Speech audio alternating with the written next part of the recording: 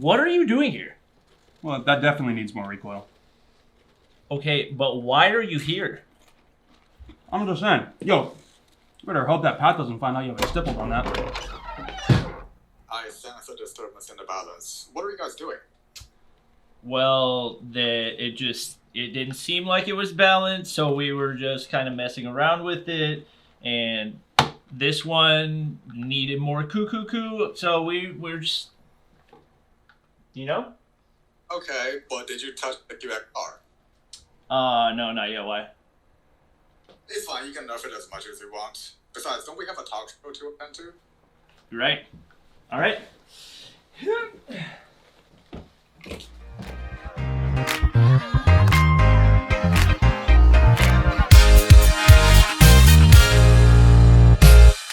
Welcome everybody, we are back with another episode of Bobby Talks. Thank you guys so much for joining us. Super excited for this episode. For those of you who may have missed out on our last episode, you can actually check that out by clicking somewhere up here. We actually had the opportunity to meet up with some European pros and play some COD Mobile with them. But as you guys can see, our first guest is definitely one of the most meme-worthy people in the COD Mobile community. Path. Path.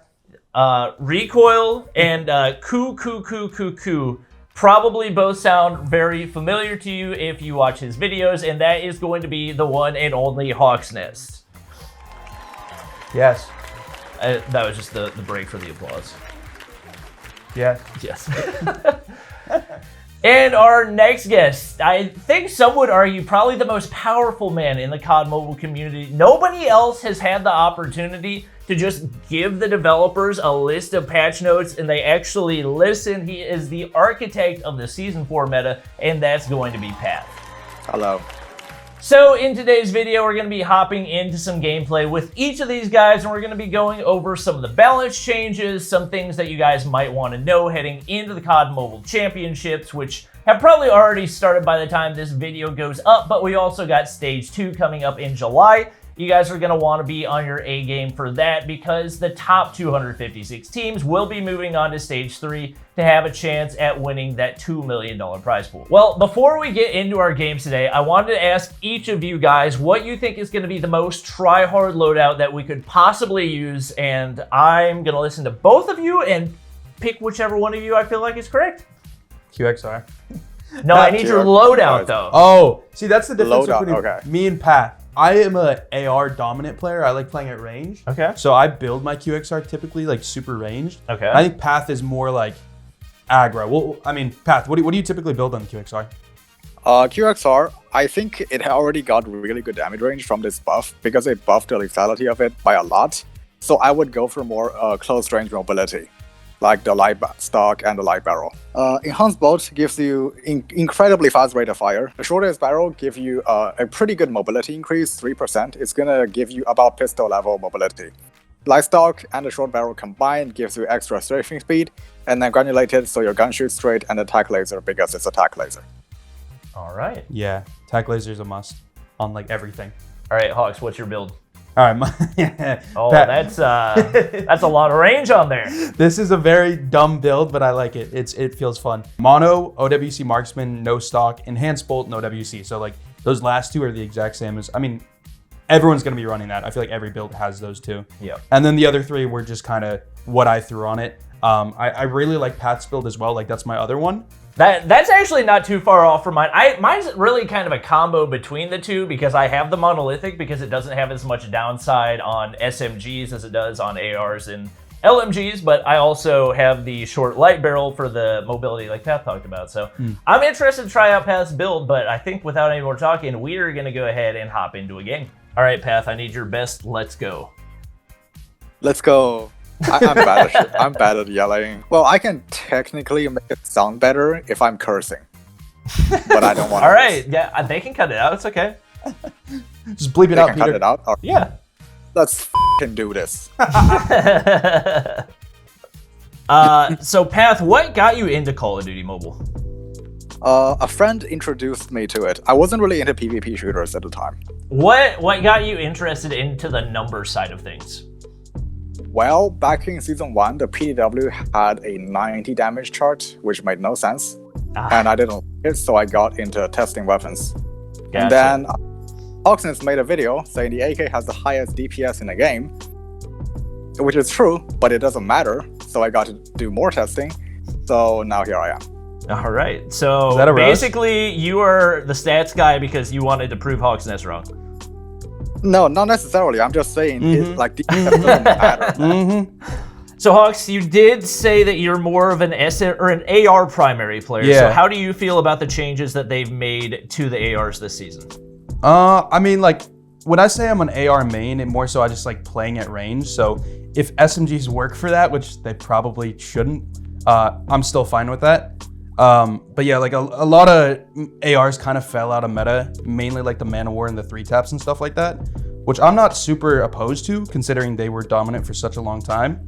And we've seen some other ARs kind of get buffs, like the HBR for a while was really good and then it wasn't good and now it's actually good again-ish. Like it's not great. So I don't know, I'm fine with it. I like seeing ARs being where they are at the moment. Although I would like to see a little bit more buffs because again, like Pat said earlier, SMGs are just still kind of played like ARs, especially the QXR and Bison. So you said that a lot of the ARs have fallen out of the meta. What are the guns that you feel like are still in it? DRH is still really solid. The Val, actually, the Val is crazy good now. It's kind of just like I don't know what you call it, the anti. What you made a video with this title? What'd you call the Val? Like the counter to the SMG meta. Yeah, exactly. Yeah, so yeah. Still super solid. Path. What are some other ARs that are still LK? Obviously. Some other ARs you can run are like the Peacekeeper. Yeah. It's like a less aggressive ASL, but you get a bit more damage range, and there's no bullet velocity problem. Razorback is kind of an AR as well. LK is still really good. HBR got a buff, but I feel like HBR still needs a bit more range. Yeah, Because I agree. SMGs just have more damage range than it. BK is also really good. BK is like a less aggressive Peacekeeper, but the recoil is much, much better. The first few shots on the BK are like crazy accurate. It makes it so easy to use. Like if you're super accurate too, like it's after the spray, it gets a little bit more kick, but the first like 6-7 bullets are just a beam. All right, I know this is probably one of the most controversial parts of the actual balance changes. How do you feel about the sniper nerfs? I think it's... I don't know, I haven't really had a lot of gameplay with it, but the intention is good, but the execution is not exactly what I like. I think using a sniper in respawn is extremely difficult because of the flinch and the fact that you don't ADS very fast. What I would have done is I would have introduced the range concept like the marksman rifles. So you can do range stack or you can do close range sniping, but you will have expense to both builds. Hawks, I know you had the opportunity to commentate the throwback throwdown, and I think you got a pretty good taste of how snipers are going to be played in competitive. What did you feel like were the biggest changes for that? It's significantly slower, which I feel like it should be, you know? Like, when you think about sniping in COD, it's always like the quick scoping and super aggressive and all that, right? But in a competitive sense, I didn't see a single sniper in the throwback throwdown in respawns, which is expected. And before it at least was kind of usable in that sense, like you maybe would see it. But in that competition, there was none. It was just in S&D, and people were always sitting back. You never saw people getting super aggressive with it, which once again is how snipers should be played realistically. Like you can still use marksman if you want to get aggressive, and people tried that in the tournament, but when you're playing at that kind of a level, it just doesn't make sense to be quick scoping and running around against top tier movement that are using, or players with top tier movement that have a QXR or Bison or whatever. All right, so Path, with everything that Hawks said, taking into account, especially in regards to the competitive scene, what do you feel like is the best competitive sniper, especially for S&D right now? I think it's the MK2, which is the new marksman rifle. Really? Why is that? Yeah. Because the MK2 has the same one-shot kill area as a DL, but it's a more mobile version. And like in S&D, you're not gonna be spraying a whole mag at somebody when you're sniping. So having the ability to pop rounds between gunfights and just in general good mobility and good one-shot kill area makes it a very reliable weapon. The only downsides are that it doesn't wallbang as good for firing range, for example. You can't spam the wooden doors, but outside of that, it's really good. Do you feel like there are any snipers that are viable still? You can still run a DL or the Arctic, right? The Arctic is really good for wallbang spamming, but in general, I think the lethality is a bit problematic.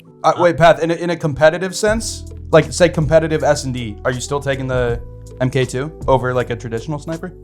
I think I would still take the MK2. Oh, interesting. Interesting. I haven't seen it used in competitive. Obviously, there hasn't been a ton since the actual update happened, but I'm curious to see how it's going to play out. Well, as far as the meta goes, obviously a lot of big changes happening in the game right now.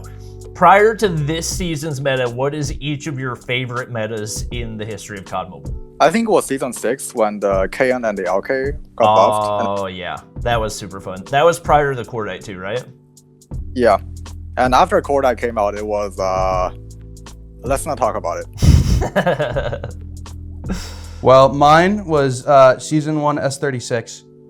Interesting. Yes, take. yes. Is there a reason behind that? I could sit in the back of the map and no skill. Oh, so and it just saver. kind of made me feel good about myself, and I very much enjoyed that. What is the gun that got nerfed this season that you're most happy about? Man of War. Man of War, really? Why is that? 3-tap meta, it lasted too long. I'm fine with a strong meta for a bit, but that one lasted too long. I feel like the Man of War nerf didn't even really come that much in the recent change though, did it? I feel like the majority of the nerf had already happened. Am I wrong on that, Path? Man of War got some nerfs, but I think it's still really good. I'm just happy to see it kind of fall out of being like the primary meta. Not a lot of people like, and the SMGs are actually good now. Yeah. Yeah, that's more so what I meant. Like MP5, the QQ9, the QXR, the Bison, they can strafe really fast and makes Man of War slow fire rate a more glaring issue. Oh, that's a good I point. didn't even think about that. Yeah. Bobby's about to nuke. Insert Path, let's go meme. Let's f***ing do this. Okay, so Hawks, who was your biggest inspiration as far as content creators go? I don't know. Like, when I do stat videos, I'd say like Drifter, Wacky Jackie, you know, like people that do stats and have been doing it for a while. Like, I watch a lot of different people. I like Courage a lot. I like Doc, Dr. Disrespect, obviously. A lot of different people, but from the stat side, definitely Drifter, Wacky Jackie. All right, so how did you feel about the Doc versus Ferg event? I thought it was really good in terms of just like having, even seeing Doc and Ferg interact. Like, obviously it's really good for mobile to see that and just brings more attention. In terms of execution and stuff, I think personally, I would have liked to see integration with Warzone and COD Mobile, you know, kind of back and forth, because obviously they're both CODs, and Ferg is native to COD Mobile and Doc is native to Warzone. So it would have been cool to see that for a kill race or a just straight up 1v1. I think a lot of people wanted to see that. So in terms of the event, I think it was sick to see, but I would love to see it again in maybe a slightly different fashion. All right, if there was only one map that you could play for the rest of your Call of Duty mobile career, what would it be? I think it's Hackney Yard. I kind of like it. Really? I would not. Yeah, a lot of people don't like Hackney Yard. Makes a lot of sense. Even for Dom? Because Modern Warfare, time to kill is way too fast. But in this game, Hackney Yard kind of makes sense in terms of where you should go in terms of what your guns are. Like, if you're an AR, you know what power positions are. If you're an SMG, you know where to go to guard the OBJs. And if you're a sniper, you know where to camp on top of rooftop. So even for domination, like if you had to play domination on it, you'd still be down? People don't know how to play Hackney Yard. If you're playing Hackney Yard, the crucial point is the green building. It's not actually the B-side building. I know, but that means if you spawn on that side in second half, then you automatically have an advantage. Yeah, I know. Yeah, He knows. So it's not Bobby balanced. I don't. I still think it's better than Summit Domination or Fire Range. I feel like Summit Domination is one of the most balanced just because there's just constant spawn flipping and nobody has an advantage on either side. Oh. Nobody even knows what they're doing. Exactly. Pure chaos, just the way it should be. Well, that's going to wrap up the gameplay portion of things. Obviously, we do have Call of Duty Mobile Champs $2 million on the line coming up. Do either of you guys have any predictions, either as far as NA teams and who you think is going to come out on top, or even which region you feel like is going to be the strongest? Yeah, it's hard to see because we haven't seen them play against each other yet. So Yeah. in terms of like regions, it's so hard. I think right now everybody thinks that their region's the best, but they don't have any frame of reference. So that's like the ultimate determining factor in the bragging rights on the line for everybody. So they can say, this is definitive proof that I live in the sweatiest region and there's nothing you can say to change it. I have to say 11T though was pretty nasty in the throwback throwdown. But I don't know, its teams are kind of still shaping up and stuff. I do want to give a huge shout out to Hawks and Path for joining us in today's episode of Bobby Talks. Definitely make sure you guys hit the subscribe button if you haven't already so you don't miss out on future episodes. Also, let me know down in the comments who you think is going to win 2021 COD Champs. Really looking forward to casting it and watching all the players just absolutely battle it out. Obviously, with that amount of money on the line, that is life-changing for so many people, and I'm really looking forward to seeing what each of the teams are going to be bringing to the table. Also, let us know down in the comments if you think there's anything that we need changed going into Season 5 of Call of Duty Mobile as far as the balance changes go, but that's going to wrap it up for this episode. Thank you guys for watching. As always, make sure to drop a like, subscribe if you haven't already, and we will see you in the next one. Goodbye.